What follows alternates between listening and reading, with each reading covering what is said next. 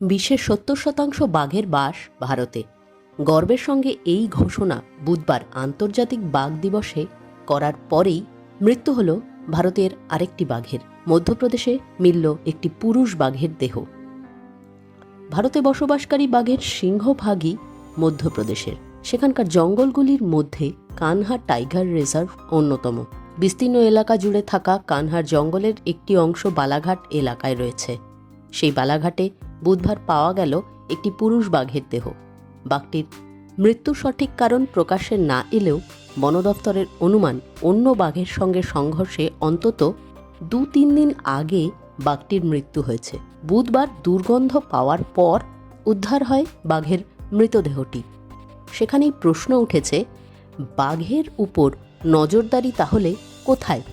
২-৩ দিন ধরে মৃত অবস্থায় বাঘ পড়ে থাকার পরেও কেন খোঁজ পাচ্ছে না বন দফতর?